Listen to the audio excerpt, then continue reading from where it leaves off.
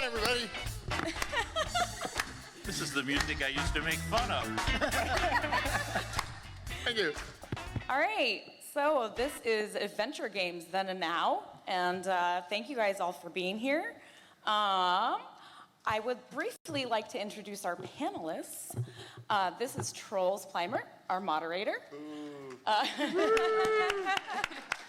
This is the lovely team couple, Corey Cole and Lori Cole. Girls. Al Lowe. Dave Gilbert.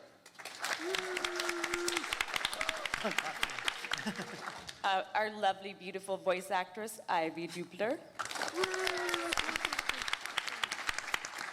And Francisco Gonzalez. All right, I wanted to thank a few people. The Classic Gamers Guild. We really had a rough time over PAX because we were also doing a booth for the Coles. It's been a very interesting experience, and but wonderful. And we couldn't have done it without all of our volunteers that helped us do that. So thank you guys so much. I'd also like to thank a few game devs that we have in the audience also, because they are adventure game devs. So we have Brandon Bloom here from Himalaya Studio. Musician? We've got from Hero U, Alia Fragio, and Sydney Hamilton. And unfortunately missing is Graham Laverty, but that's okay. Oh, is he here? Oh, we got Julia Minamata. We got Bruce Bernizzi. He's done things like Silver Lining, worked on games like Numenera. And he's currently working on Tabletop RPG. He's a gorgeous artist, one of my favorite people on the planet. Yay! And then we have Phil Fortier on the end. Cascade Quest. And if I know there's other game devs here, but I'm sorry, I'm really tired. Each of you stand up and introduce yourself. Yeah, we won't need to say anything. And then I'm Roberta Vaughn. I did, you know, I put this together. I did put this together. She does stuff. And I would like to thank my mom and dad, of course. Yeah. And that's my brother, James Vaughn. Yay! Okay, I'm handing it off to Troels. Yeah. Oh, okay. That works. Well, thank you for the thunderous applause. Hi, I'm the Space Quest historian, and this is my panel. Yeah. I rule you now. Actually, I don't. No, let's keep this simple. So, welcome, illustrious gentlemen and women, to this panel. Yeah, you can, yeah. So, first of all, let's get things rolling in a nice, orderly fashion with the easy questions. What is an adventure game? And I would like you to, let's just go down the line here and see what your personal definition of an adventure game is in a sentence or less. Right. Yeah, why don't you start, Corey? Okay, hi. Corey. Adventure game to me is just basically, it is about storytelling, exploration, and puzzle solving. When those are the primary things in a game, that's an adventure game. Right. How about that? That's not bad. That's not bad. Let's see if you can top that, Lori. Sorry, they rhyme. Frustration. That's my definition of an adventure game. Hitting your head against a puzzle 100 times because We call that challenge. Your turn. Sex and humor. Always sells. I've been trying to figure out what an adventure game is for the last 13 years of my career. Pretty much whatever I want it to be, whatever I personally like, narrative, just anything, any type of game that focuses more on narrative and story than action and combat. Yeah, that's good. That's a sensible answer. Thank you. Yeah, I'd say like a contained narrative within a larger world that makes you want to explore more, but you can't because it's just a contained story. But it makes you want to learn more, and that's. It makes you want to do things, but you can't. Yes, you cannot. Go there. It's a game where you go on an adventure. But no, but seriously, yeah, it's a story where hopefully the obstacles that you encounter make sense within the context of the story, and you have to overcome said obstacles to get to the end. And would you say it would be okay to fail? Absolutely. Oh, yeah, just checking. Okay, so the panel is called Adventure Games Then and Now. So I thought we'd start with the then, and then move up to the now, and hopefully end on a sweet rainbow riding unicorns and all that shit. Yes. So from the early 1980s text adventures and up until we had like small teams, like 5 people could work on an adventure game and one of them just made the coffee, and up to we had, you know, the large teams, the multi-million dollars. You had tons of producers. You had to work out the design document in advance and all of that shit. And it took years and years to make a proper adventure game. Yeah, the mid-90s. Yeah. The horror years. For the esteemed veterans of this panel, could you, like, if you had to point to one particular thing you miss about ye olden days, I'd point to Lowe. 1985 to 1995, is there one thing you miss, like really miss from that time? Al, you. Making money? Right. All right, that tops it. You said one. Well, right, okay. I meant specifically in the game development portion of it. The early games that I did, I pretty much worked alone with an artist. It was 2, maybe 3 people. So there was no team to speak of. It was just, you know, you did this and I did this, and that was the end of it. But like even as late as '87, when I did Larry 1, Mark Crow did all the artwork, the animation, the backgrounds, the box, the everything. Scintillating close-ups. Everything.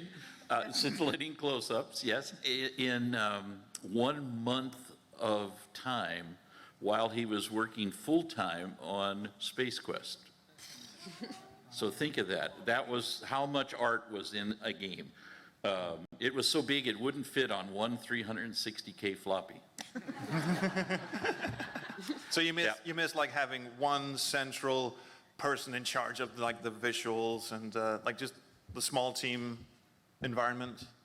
Yeah, I'll go with that, sure. Okay, I'm just putting words in your mouth. People should know, you should know that I'm the outlier here in the panel, and not only in the color of shirt, because I stopped doing this 20 years ago. I haven't done a game in 20 years. Well, I kind of did a game. But I kind of did a game, but Josh did most of that. So, Well, from what we hear, Josh did most of your games when you were still at Sierra. Now, moving hastily on. Corey, since you opened your big fat mouth, why don't you... I was just going to say, nothing is actually if we're going to roast Corey... I'm an easy target.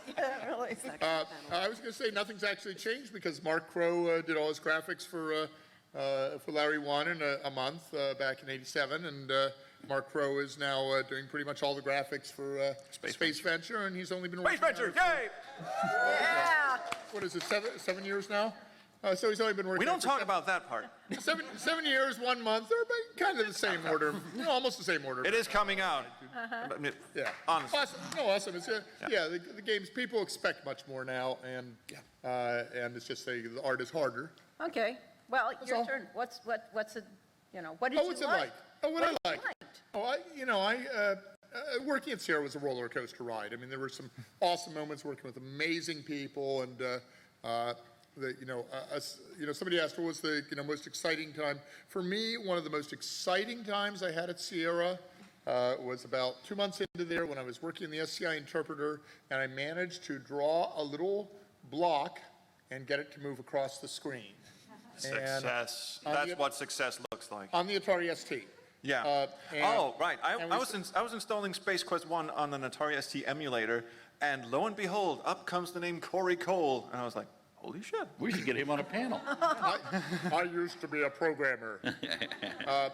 And then the other one was Castle Dr. Brain, getting to really be in charge of a design, and Lori helped. But I did more of it than usual. I'll tell you one thing I missed about it later as we went along was that my pitch document for Larry was, I went to Ken Williams and I said, what do you want me to do next?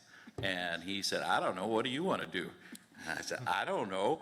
Soft porn sold well. What if we did a version of that had graphics? And he said, okay. That was it.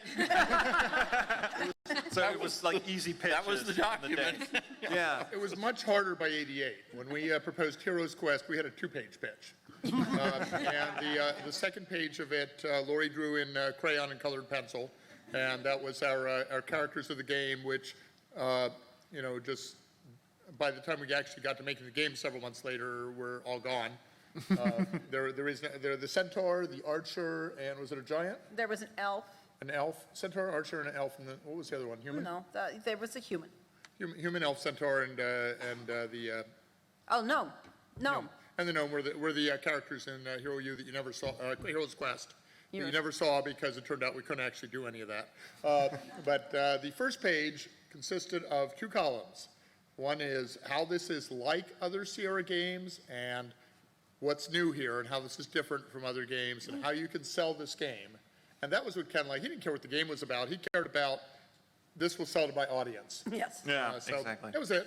That was like the original pitch for Space Quest 1 was just while they were sick of doing Black Cauldron, Scott and Mark just went, okay, we'll draw this little astronaut, he'll go in an elevator, he'll come down, he'll go out the other elevator. They showed that to Ken and he went, okay, that's a pitch, go make that game. Yeah. So what do you miss most from those days? The easy pitching is what I'm getting. Yeah, well, the first game we did with Heroes Quest, we had everybody. We had our team. We had a smaller team than what we've got now. It was about 6 people. Yeah, and we're all in one room, and we were all working together. And just like Alan and Mark, they could work. They had any problem, they got it fixed. It just was like, do it. We were unsupervised. Yeah, of course. God, yeah. Yeah. Right, There there was was a lot no- of pizza going around in those days. Yeah. And I remember when King's Quest IV was in development, they had a new language, a new interpreter, a new compiler, everything new, and instead of being a procedural language, it became an object-oriented language. So I don't know how much more you could change than what they changed. And then they hired 2 programmers with no experience and said, you guys sit over there and do this. And then nobody ever checked them. Nobody ever asked. Nobody. And finally, a month before it was supposed to ship, they said, well, maybe you should look at the game. And everybody went, oh, my God. That was the way it was. So I guess I'll transfer this to the young crowd of. No, Yeah. sorry. So I want to get one right. word in. To the stalwart carriers of the flag or whatever, and say if you like if there's something from that era that you wish was still part of adventure game design today, is there anything that if you're developing games now or developing games back in the 90s, what would you take from the 90s and bring into current development? The hot tub parties. Yeah, right. I go in my bathtub sometimes after a particularly long day, and I'm just like, no, I'm kidding. We have a slideshow coming up. I'll let Dave start with this while I think of something. I will say it was interesting that y'all talk about missing small teams, because that's how I work. And I've always had, I've never had a game with more than 4 people on the team, because the tools now can make the barrier to entry so much lower. Yeah. And so I have me, I do writing and programming. I have 1 full-time artist, 1 composer, and that's about it. I handle the voice acting. There's a lot more I can do myself. I handle the voice acting myself, working with this person here. And so there's a lot more you can do because the tools enable you to do that. So it's sort of, what's nice is that folks can do that again. They can work with small teams now. The tools are available for anyone, and most of them are free. And I know I prefer working now because, I wouldn't want to compete with these guys back in the 90s. So, but what's interesting is that it creates a great opportunities for indies who really love those games. because they can serve that niche that isn't being served by the big companies that, just want to make money now. So like someone like me or Francisco or all the other developers here, they can make these games and sell them to an audience that still loves them. Yeah. And you do enough of them, I've been staining my family on it for a decade. So we manage. It's nice that we're able to do that now with all the tools available. You bring up a good point about the competition, because we had no competition Yes. back then. Every time LucasArts would bring out a game, all of us would grab it fast and play it because we were starving for games. And so when a game would release, it was a big deal. Yeah. And today, it's one of 100. Yeah, one of the misconceptions about adventure games, but I keep cutting you off, I'm sorry. The misconception was that in the 90s, like adventure games were like the AAA, the big sellers, like what you would assume, but they weren't. I mean, Monkey Island 1 came out and sold, 100,000 copies or something? That was a lot back then. It was a lot back then, yeah, but That I mean, was it. you talk to Ron Gilbert and he says, oh, it did so poorly. Yes, yes. So, It interesting, didn't do as poorly as Larry. Yeah, Larry totally destroyed the Sierra. Larry was the worst selling game in the history of the company. At a time when King's Quest was selling 50,000 copies, shipping 50,000 copies, the first day Larry shipped 4,000 copies. but it So got the pirated company like spent no no one. money on marketing, no money on sales, no money on advertising, no money on anything. They just threw it at the wall and saw what happened. And what happened was it marketed itself. I invented viral marketing, and I didn't know it because the copy protection was so bad that everybody stole a copy, so the game got widespread distribution. I just wasn't involved in any of it. What's fascinating is that back then, if you wanted to make anything, you wanted to make and sell anything, you needed to be a shipping company as well. You Yeah. needed to have logistics, you had to make boxes, you needed to ship them, you needed to have arrangements with brick and mortar stores, and that alone requires like an entire team of people that you have to pay. Now, with everything being digital, we don't have to do that. So that's another thing that's nice. My garage is a shipping company. Yeah, I mean, also nowadays you have to have social media managers, because that's a thing, and that's a full-time job. But yeah, no, I mean, it's nice to be able, as an indie, to be able to essentially have a game production studio at your fingertips. I mean, I use my iPhone to do my video capture for, and I do basically everything myself. And, I'm in no way, shape, or form comparing the quality of my games to the old classics, but, you can make a game comparable in scope for pretty cheap nowadays. and it's there's still a market for it, thankfully. Dave brought up an interesting point about working with small teams, but also working with voice actors. And of course, we got a voice actor on the panel, so we should bring that in because that also ties into the evolution of games from the small teams to the slightly larger teams and the invention of CD-ROM technology. And with CD-ROM came the multimedia stuff. You got full voice talkie CD-ROMs and such.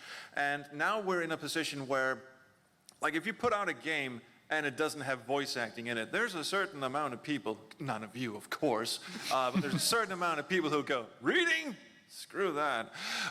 So voice acting has more or less become a necessity. But then again, being adventure games, being quite verbose games, because as you say, it's a story-driven medium, voice acting can also cut into your indie budget. So can you guys talk a bit about the pros and cons of having your characters come to life with voice acting, but also not having so much dialogue, not having Josh Mandel on your team, for instance, that it doesn't break the bank? I'll just say there's zero cons. So. Right. It's always The more lines, the better, obviously. Yeah. I work. I know I just spoke. Is it okay if I jump in? Yeah. Okay. Working with voice actors is my absolute favorite thing in the world to do. It is like my reward for getting the game to a specific point. But I will say that writing a game knowing that there is going to be voice acting does. I don't know what the word is, but it does change what I write. I know that there was this wonderful video taking a scene from Final Fantasy VII where Cloud meets Eris in the garden and trying to put voiceover on it and just how awful it was because it was not, it was, the scene was written for the music to drive the scene. So the music overpowers everything. And the dialogue was timed, you know, thinking that you were going to be reading it. And so they're trying to read these lines and then it would go to the next one and they'd try to slow it down and everything about it was wrong because the game was not written for voice acting in mind. And so I imagine there was a lot of growing pains when voice acting became a thing in games because you weren't quite, you didn't quite know how to do it yet. Now, whenever I write a game and write dialogue, I think this line is too long. It's going to sound, they're going to finish reading this long before they finish hearing it. Why don't I shorten this? I can get to the point a lot faster. And it's actually helped me really focus and tighten up my writing, knowing that it's going to be voice acted later. Okay, It's so also better for the actor as well. Do you read your lines out loud as you're Always. Yeah. I mean, and from my perspective also, especially when I work with, you know, like we're talking about before about like smaller teams, that kind of thing. Having worked with both of you guys before, it's great also, like, you know, you have that in mind when you're writing it, so it's like it's going to sound good just because you're like aware of that kind of thing. But it's good from my perspective, I think, also when recording this stuff and it's just like, just me and you, or just me and you, where it's like, okay, I can ask you questions about like this line. It's not like some big studio or something we're walking in. It's just like, sounds so awkward, but I'm just gonna read it because that's what's written. Great. I could just literally be like, this sounds weird. I don't, like, can we rephrase and Edit it try in the booth. I do it all Yeah. the time. And it's just really nice for me, I guess, because, you know, it's that open communication and it's good. It's not like some scary, intimidating thing where it's like, well, we could, but like, no, because it's like so many channels of approval and like, how dare you just read what's written? It's like, no, I can have that dialogue with you about like, what sounds Well, good often, like, and I will stuff, so work it's with nice. the actor. Like, half the time I work with the actor to create the character, especially if it's a character. There was this series of games I did called Blackwell, and there's 5 of them. Some people have played it, obviously. All right, thank you. Wow, all right, I like this crowd. This is great. Abe Goldfarb, the guy who plays Joey, like, by the 5th game, you know, he'd read a line and be like, Joey wouldn't say this. And I'd be like, all right, what do you think, how do you think he would put this? And if an actor really knows their character, they know it better than you do. I really believe that. And like I always take their advice. I mean, feel free to tweak it and say no, but I always listen to them because often like their instincts are usually spot on because they're in that zone, you're not. So I always work with the actors to inform the characters. Inform, that's the word I was looking for before. Informs, it informs the characters in every way. I do have a question specifically for Ivy, because with adventure games in particular, there's a lot of dialogue between characters, but usually the dialogue is all recorded separately. You come in, you do your bit, and you're not acting off anyone else. So how hard do you find it as a voice actor to make the dialogue sound natural, knowing that you don't have anyone to bounce it off of? I think a lot of that comes from just being a fan of adventure games. Like, I got into this because I was a fan first, and then it's like, oh, that'd be fun to be in them too. So like, having played a lot of them, you get sort of a feel for like the tone and the vibe. But I think the biggest thing when doing it is to kind of remember who you are in the scene, and not just like who the character is, but like actually the role you're playing. So like, I've done stuff where I am the protagonist, but also done stuff where I am like an NPC. And I feel like it's a different balance with the stuff. Like when I did a bunch of NPC type characters for Unavowed and for Lamplight City, that was fun because it's like, oh, these are like flavorful little like bursts of an interesting scene moment, like make it memorable. Not that you can like ham it up. I mean, again, it depends like who the character is, but you're definitely, especially in these types of games where it's like the protagonist is doing the interrogating or asking questions, mining information. You want the answers to be like engaging and interesting. And on the flip side, when I voiced Fira in Whispers of a Machine, that was different, especially that character too was like very like, you know, straightforward and kind of stoic about stuff. But in general, because it's like tons of questions and things like that, it's a little more level, I'd say. And also keeping in mind, this is a voice you're gonna be hearing for like anywhere from like 6 to 15 hours, depending on the game, more or less. It's like, you do not want it to be grating or overly like wacky. It's like, you don't know. Just could be someone you relate to and you hear, it's like a constant presence, it's neutral. That's why when you do choose to like, be like, okay, this is a moment where a lot is happening, it's a big difference for most of the time. So I feel like a lot of that is just, you know, figuring out who you are, your role in the scene, and then the cadence will sound natural. It's not gonna be like, two people trying to one-up each other, like who's the more wacky, interesting one, and then two people being like, you know, where were you the night of the murder? I was home. It's like, no, just, that's like too dull. So I think a lot of it comes from just doing this a lot and also playing it a lot, and just keeping track of what's happening. I'm sorry, I want to Let turn me this in. interject something. You said Don't. that it's recorded separately. Oh, I only did that the first game Oh, yeah? Because because I was stupid. We had a schedule. We hired union actors, and they had a 3-hour minimum. So you paid for 3 hours whether you used them or not. Yeah. And me being cheap, I said, well, why don't I schedule this guy for 2 hours to get his single lines done, and then I'll schedule an overlap with the next guy so I can get all those dialogues done. So we actually staged it, we scheduled the actors into the booth together so that we could do the dialogues. that would explain a few things because I don't mean to step on any toes here, but the early Sierra CD-ROM games were of a varying degree of quality in terms of voice acting. That's what I said. We learned. Yeah. Yeah. But your games especially, Al, usually had some of the best voice acting of the game, and you directed the voice actors yourself. I hired, thank you, thank one of you. I was very careful hiring people. We hired Hollywood cartoon voiceover advertising actors, you know, those voiceover people. And we used voice casters. Did you do that? Did you guys use voice casters? Yeah.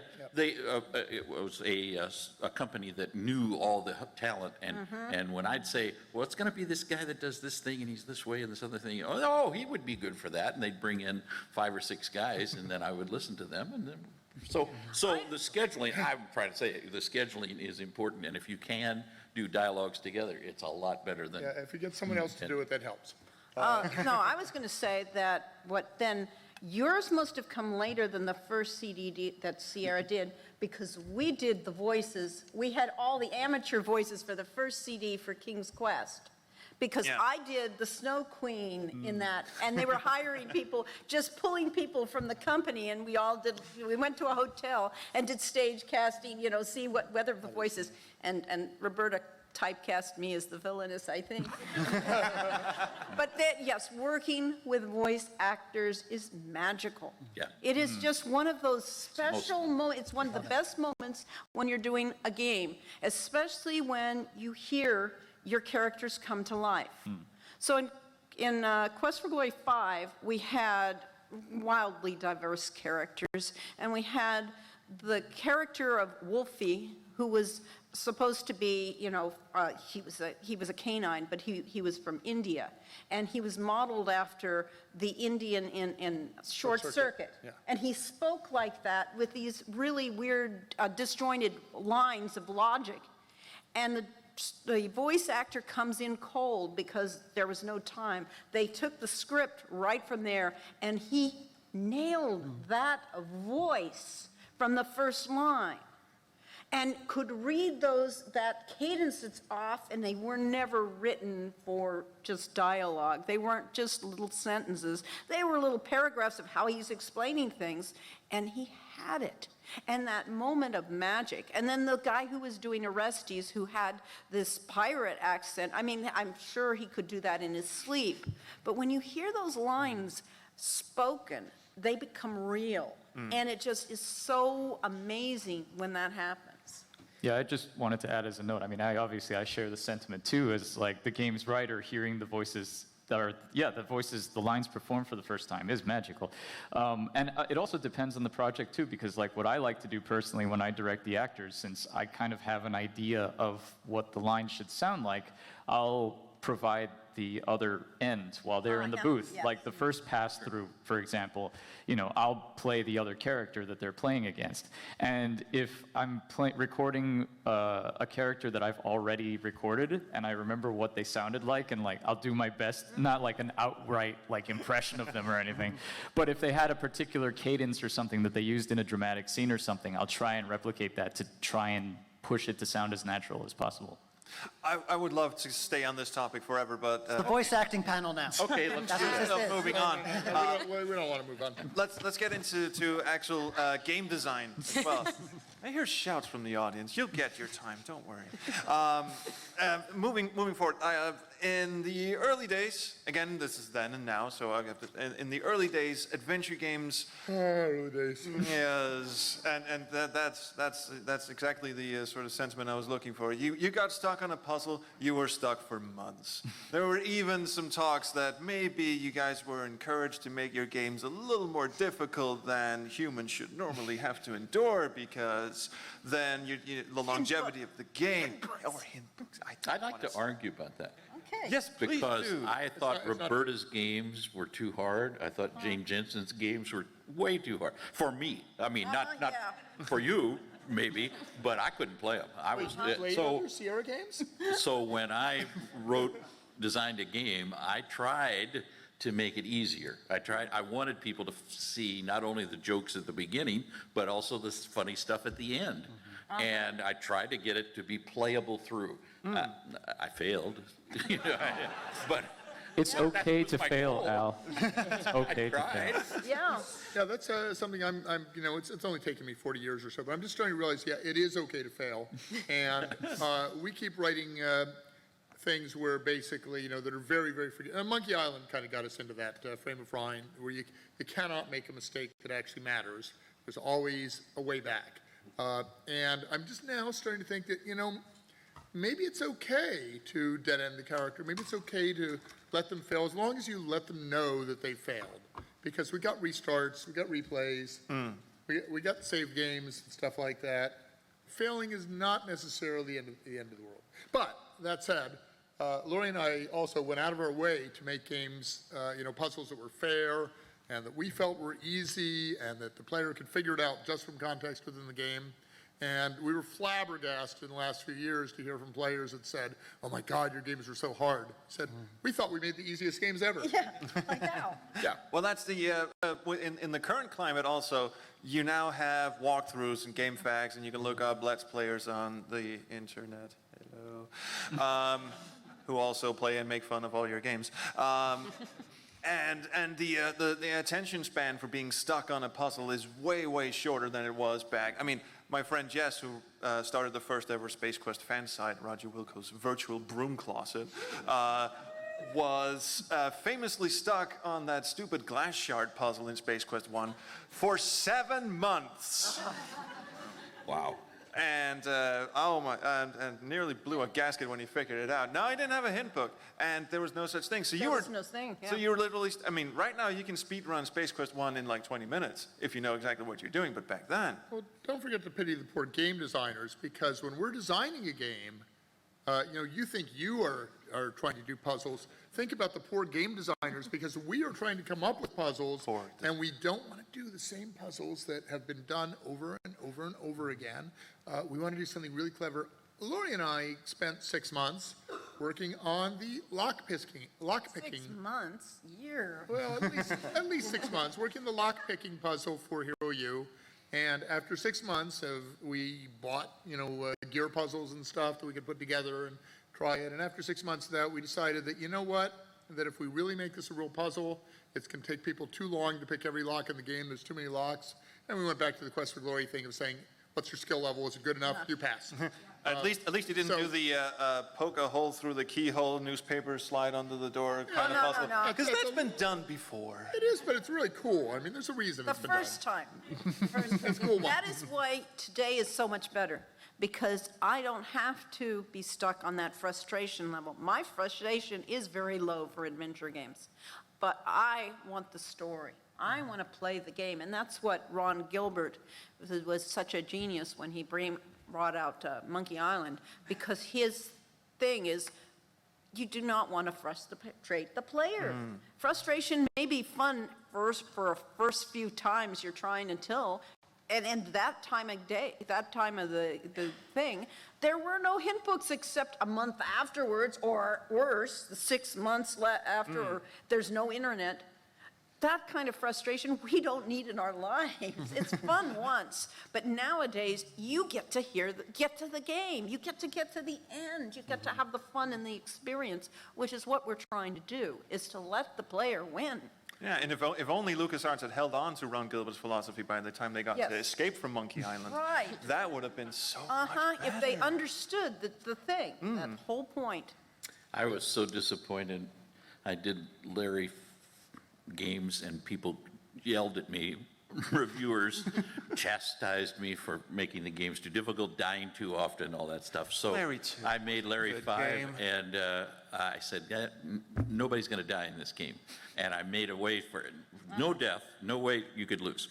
And not one reviewer mentioned it. And I was like, hell, I'll just kill him. I missed all those jokes. I used to make a joke every time you died. Larry's the best part, wasn't it? I know. But anyway. Space Quest? Death hunting in space? No, okay, yeah, but you had some interesting. I was just going to ask, actually, the difference between being slightly sadistic toward the player versus, hand-holding them through the game. I have to bring up Larry, too, because I have a real soft spot for that game. But there's that bit on the ocean liner in the middle that I really want to ask you a lot of questions about. But I'm just going to. What was going through your mind when you were doing that bit? With the bean dip and all. Larry 2 design was built for floppy disk drives. If you back then we had we didn't expect you to have a hard drive, and so you moved floppy disks in and out all the time. And I mean, you could have a hard drive, but a lot of players didn't. Larry so was I very made strong. Larry in levels, so each level fit on one floppy disk, and you didn't have to go back. The problem I made was that I could let you leave a level without everything you needed, or in the case of the spinach dip, you could take something that would kill you. And so, yeah. It seemed like a good idea at the time. Now, someone else told me about the spinach dip story, so why don't you tell the origin of why that spinach dip puzzle is in the game? Yeah, this is a good one. We had a party at our house, and a bunch of Sierra people came down, and somebody brought spinach dip in a big bread piece of, bowl of bread, and it sat out all night. Monday morning, I called in to talk to somebody, and they said, "Oh, he's out sick." "Oh, really? Okay. Well, how about it?" "No, she's out sick." It was like, the more I checked, everybody who ate the spinach dip got sick because it had sat out all night and spoiled. I had eaten it Sunday before lunch, and so I knew Lucky you. I had time. So anyway, it became a running joke about killing people with spinach dip. So I had to put it in the game, but So you all could experience I wish that. I hadn't. Okay, I'm going to pass this down the line to Dave. So how about and errors that you Francisco. wish you hadn't? The idea of frustrating the player versus giving them a lot of leeway, and in terms of you guys want to see the player reach the end of the game. Well, it's not even so much that. Someone, I think it was you, Lori, said, yeah, you have the internet now, you have walkthroughs now. I remember, spending months trying to defeat that wizard in King's Quest III and was happy to do it. Oh, I hate it. Now I'd last maybe 5 minutes before going to Google. It's not so much that our attention spans are shorter, it's just that the option is there Yes. when it wasn't there before. When you're 10 years old and your choices are to, call that 900 number and get in trouble, or beg your parents for a credit card so you can order the hint book, you have to be really desperate. Now that desperation's not there. You're like, oh, I'm stuck. I want to see what's next. And modern developers understand this. We know the internet exists now. And I feel that if you have to leave my game to enjoy it, then I have failed as a designer, which is why a lot of games now focus more on the exploration and the immersion and the interactivity, reactivity, things like that, giving you more things to do and put you in the experience and making it interesting and so on and so forth. And the puzzles are secondary because you only have to be stuck if you want to be. And throwing them there just to trip the player up, it's not necessary. And I personally am not good at writing them. I don't particularly enjoy them when I run into them in other people's games, so I just don't really bother with them much myself. If there is a puzzle, it is something that is very grounded in the game's world and situation the characters are in. Yeah. Otherwise, if I just think would the characters would this logically be a thing that would happen? And if the answer is no, I just get rid of it. If I could speak also just from more of a fan perspective, because I have not made a game. I've been involved in helping to make them, but not in that way. When I was a kid, my what got me into gaming was the Nancy Drew series from Her Interactive. Anyone's a fan here? Amazing games. We share a composer. But, oh, yeah. Oh, my God. That made me so happy. Honestly, I was like, I know you were. Yeah, so when I was a kid, I was like 9 or so when I started playing those, and I was like not allowed to use the internet. So like I didn't even know that was like a thing. So like it's funny because you guys are saying like, oh yeah, now it's the internet. Not for me. Like, so when I was a kid, like my sister and I, we got stuck in one of the puzzles in Secret of the Scarlet Hand for like a year. I don't know. Like it was just really crazy. And then like enough time had passed that like now we're in middle school and like I'm allowed to use the internet. And I found out about walkthroughs and it blew my mind. And I like told my sister and I was like, okay. So we had this thing where you would think like instantly we'd be like, all right, look it up. Let's go. We like scrolling down so carefully, only one of us was allowed to look and then filter that into vague hints because it's like cheating. It's like, no, I still want to try to get it. I want to. So we had our own system with that where it was like, okay, we don't want it to be, straight up. And it's kind of funny, I found in the later games now with those games, they've modified their in-game hint system where, if you play in the junior mode or whatever, it's like, there's some puzzle thing and you can click, I need a hint, and it'll give you a very vague hint, like kind of how my sister and I used to do. That'd be like, have you tried talking to Bob or whatever? And it's like, I've done that. And you click like, I've done that. The next one, it's like, check out the thing on his desk. And then eventually, finally, it'll straight up be like, you need to put, the vase on the thing on his desk. It'll just tell you what to do, but only after a whole system. And Invisiclues. Right, and I like that. That dates me. Because I don't know, it's kind of what you were saying also, Dave, where it's like, I don't ever want to feel like content is locked behind puzzles where it's like, I know what I'm supposed to be doing, but I physically cannot do this later puzzle. Especially like at the end of a game when like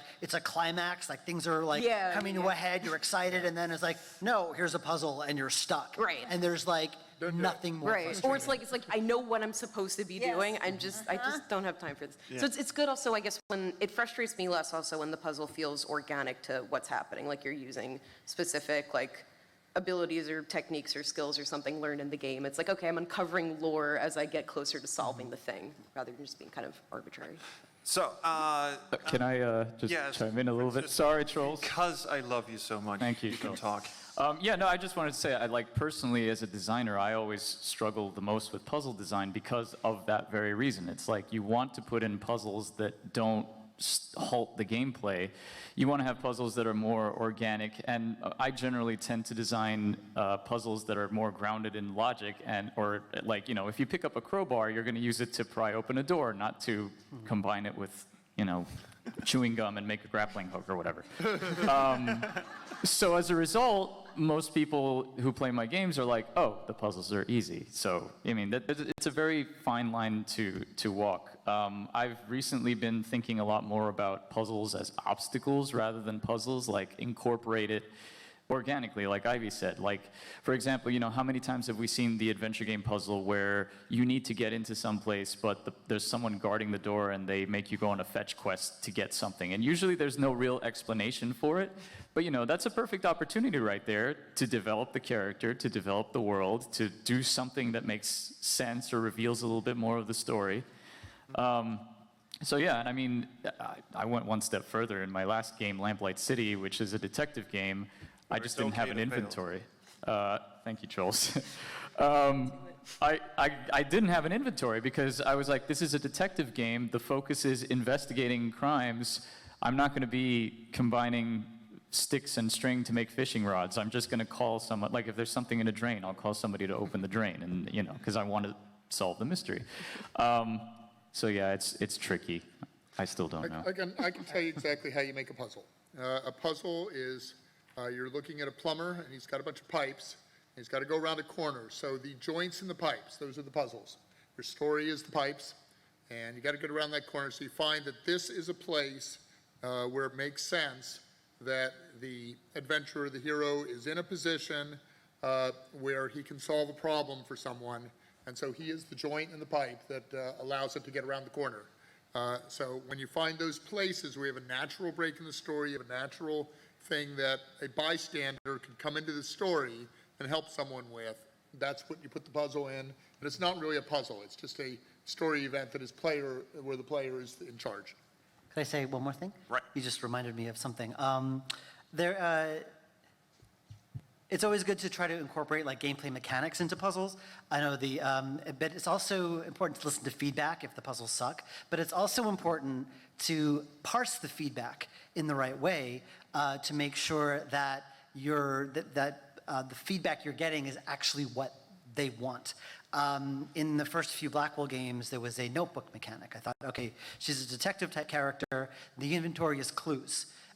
This was used in Discworld Noir, and I totally stole it, where you have like just one clue and another clue. You combine them, and then you get a third clue. Like you make a connection between them. And I thought this was very clever for a detective game, but what ended up happening was that a lot of players got frustrated with it. And by the second game, there were so many complaints about it. All the reviews, they all didn't like it. So then the third game, I got rid of it completely. And so naturally, all the response was, where's the notebook clue combining mechanic? We loved that thing. And I'm just like, wait, what? So like this could have driven me crazy, but what I did was I went back and I looked back at all the original feedback.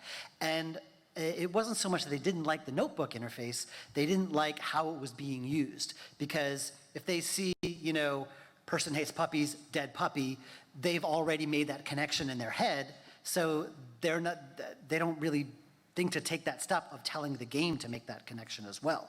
So for a lot of the time, it seemed like work they had already done. And when I was reading the feedback, I didn't quite understand that until later. And so for the fourth game in the series, I deliberately created clues that you couldn't combine them in your head. Like if you have a set of initials and a list of names, you're not gonna go through all those names yourself. You have to combine them, that kind of thing. So you have to listen to the feedback properly. Otherwise, you stand the chance of just screwing it up completely. All right, I had a whole bit about how to also give games more longevity in this era where idiots on YouTube play your games and spoil the story for everyone, alternate puzzles and solutions and such, but we also have to have time for audience questions. Hi, audience. So I'm just gonna sprint for the exit like a badly designed adventure game, and talk about where you guys see the future of adventure games, because there will be people, perhaps even in this auditorium, perhaps even out there in Twitch land, who will say that the point-and-click adventure game genre reached perfection sometime in 1993, and there's really nothing we can do except refine it. But there are also a lot of new interesting technologies coming out. My mate Alexander did a VR game where you physically talk to the onboard computer and it responds with voice recognition technology. And we've got stuff like VR and all of that stuff. So I just want to hear, this is a raise your hand kind of question. Hi, Dave. Hi. I see you. I have opinions on this. With what we've learned from the past in the 90s, point-and-click technology, or perhaps even earlier with that, text parsers and all that stuff, and with the emergence of new and interesting and exciting technologies like VR, is there anything that you would like to see go forward, or is there something you'd like to see, or just take a sharp detour around that one and keep going? I mean, the one thing that I always find interesting when folks ask me about, where do you see adventure games, or what do you think makes a good adventure game, or how do you sell or market an adventure game, blah, blah, blah. The one thing that I tend to be wary of is lumping all adventure games together. They are, it's not like it's its own separate, unique, special thing. They're stories. It's like saying, oh, what's the future of movies? What's the future of books? What's the future of television? It's just a medium of telling stories. And we're already seeing, narrative. I always just say narrative type games going in just insanely different directions right now. And that's kind of what I like to see is just there's no right way to make an adventure game. There's no right or wrong way to sell or market one, whatever. They're just all games at the end of the day. So, it's like, oh, how would you feel about FMV in an adventure game? Like, great. If it's fun, awesome. Yeah. If it sucks, then it sucks. Like, it's not up to me to say this is fun and this isn't. So yeah, I don't really have any opinion, despite talking a lot, on the future of adventure games. Just that I just think it's dangerous to just lump them all together like it's its own special thing. Al came in first. In 1982, before most of you were born, I was. probably, I was 2 years old, but that still counts, I went right? to a demonstration of a guy with an Apple II computer connected to 2 Laserdisc players. Honest.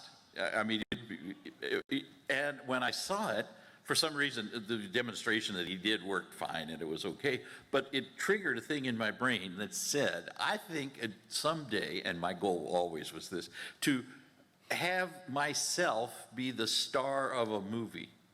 I wanted to be, I wanted my image to be in the game. I wanted to see myself walking around on the screen. I wanted to be able to do all sorts of things. But there was a story there. There was narrative. There were other characters. There was character development. But that was what I went for. And we haven't got there yet.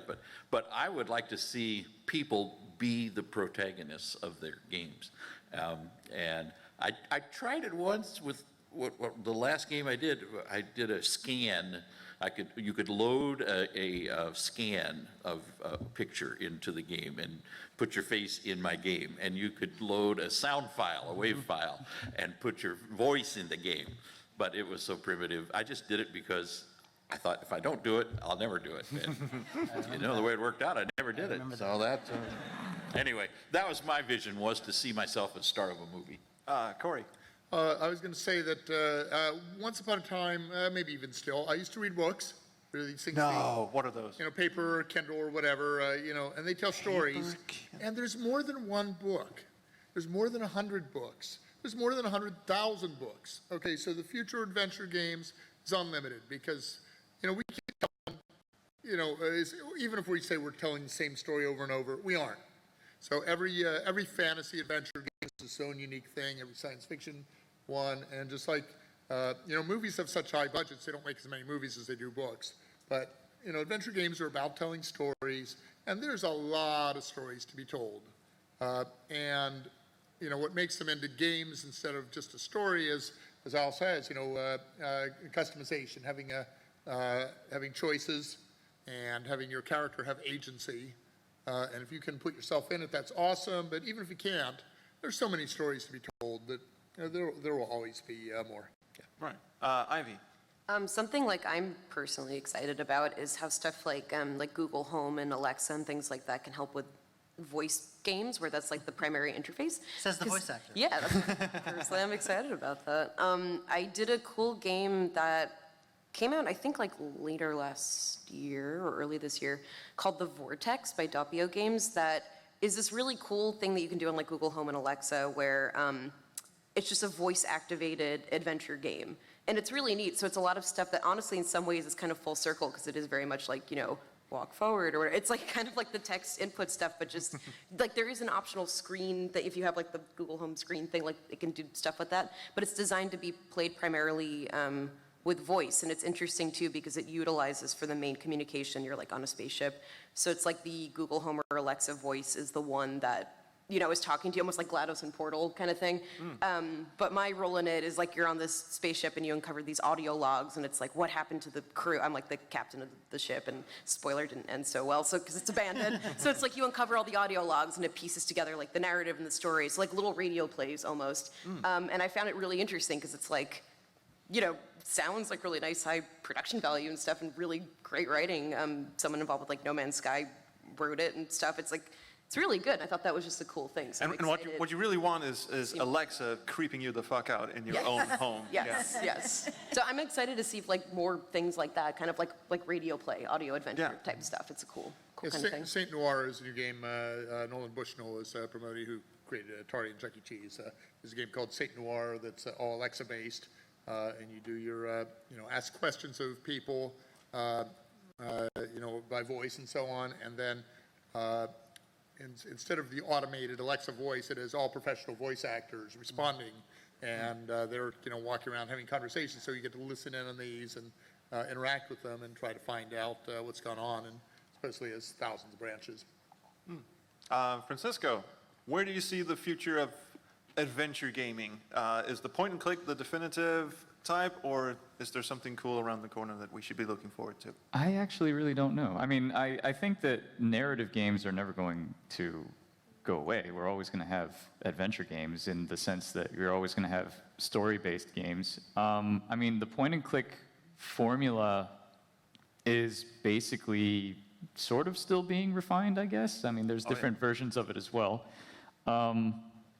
Yeah, I don't know. I'll be cynical and I'll say that I predict that the future of adventure games will be that in about a month or from a month to a year, someone will write a clickbait article saying adventure games are dead, and then everyone will get up in arms, and we all know it's not true, and then Basically the that whole preface to cycle every will begin review of any again. of my Starts games. again. Yeah.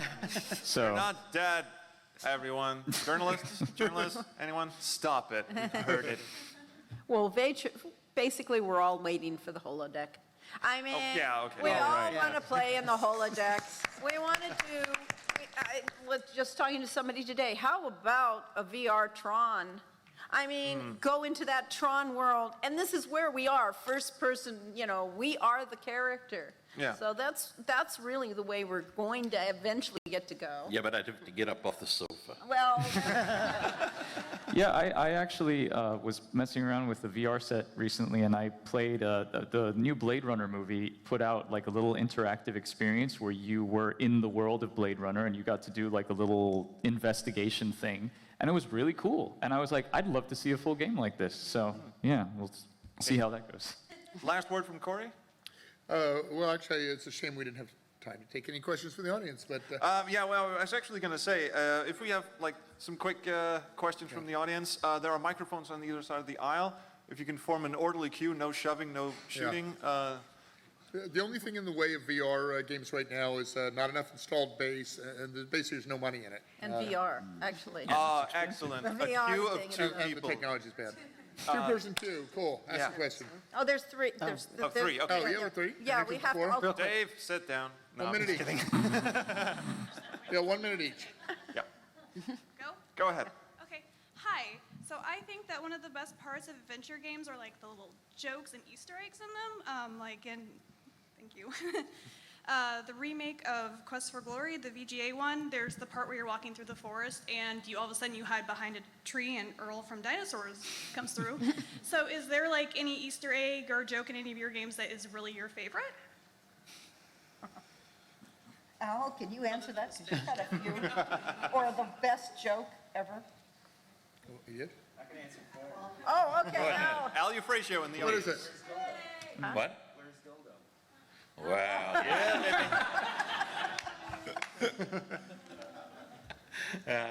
Yes. I like the Persian golfer just because the combination of the images that went with that were, in 2 words, it told a story. All right, on this aisle? Sure. First of all, thank you for the games.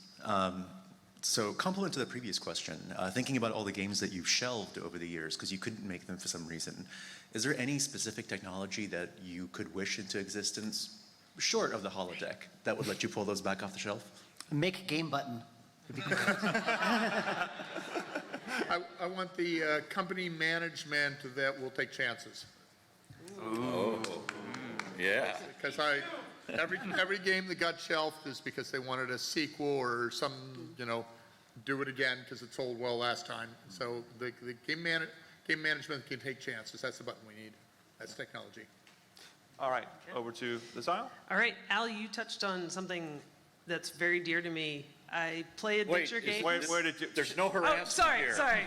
Not in that way. Show us on the doll where you touched. There was full consent. I play adventure games because I want to be a hero. And I want to see myself in that role and play through that story as the hero. And if you look out at this crowd, probably everybody has that same experience, but we're all so very different. How do you handle diversity in your games? How do you make it so that everybody feels comfortable in that hero role? Anybody? Badly. Yeah, badly. We're a bunch of, white game designers. We are trying very hard. I did not realize, when we started to make Hero U, diversity, I didn't even understand what diversity meant. You hear it as a word, and we'll have as many diverse characters. I didn't understand the impact and importance that it has, and how important it really is. We've always tried to have a diverse game. We set the game in Africa at one point, and our character is this white bread guy. Well, no, he is never white bread because he is you. You were put into Africa and you had no context for what the world is like. And the point of Quest for Glory 3 was you are suddenly there. And how do you handle this situation? How do you learn about their culture and how they deal with things? So that was my whole point in writing that game, was to say, you have to adapt to them. You have to learn about them and become one of them, so that there is no us in them. So it's stealth diversity and stealth education. It should be intrinsic to the game, and you should just be there. And to have as many different Don't push it. characters. I mean, in the one we're doing now, we have somebody from Africa. We're going to have a woman that's in a wheelchair. The woman in the wheelchair will not suddenly magically get poofed with a fairy wand and begin to walk. She will be able to be her own person. She may be in a wheelchair, but that isn't it. So, I handle diversity by insulting every Yes. person equally. I was rude to everybody, I guess. Diversity is something that I've always, it's something I've been interested in more and more. Because when I write the games, I always used to say the hated thing, and I really regret saying this, is like, oh, I don't think about politics. And that's not necessarily true, because when I say I tend to have a very diverse cast in my game is because they usually take place, most of my games take place in New York City, and it's my experience of New York City, and it's a very diverse population in New York City. So it's not so much that I wasn't political, it's just that my own internal, thoughts and feelings on diversity just happen to come out. So like if I have an idea for a character, he's probably based on someone I saw like in the deli or at the library or whatever, and they will more than likely, not be white because I'm in New York. So that's just sort of just how it happened very organically. And I can't see the sign because I'm blind. Did that say time's up? Yes. Time. Okay. All right, so right Thank at the you. end here, thank you so much for coming. I want to give a special shout out to the peeps at Giggle Horse Games for flying me out for this. And a huge big shout out to Kevin Wallace for the Iron Brew. Thank you so much. Thank you guys for coming.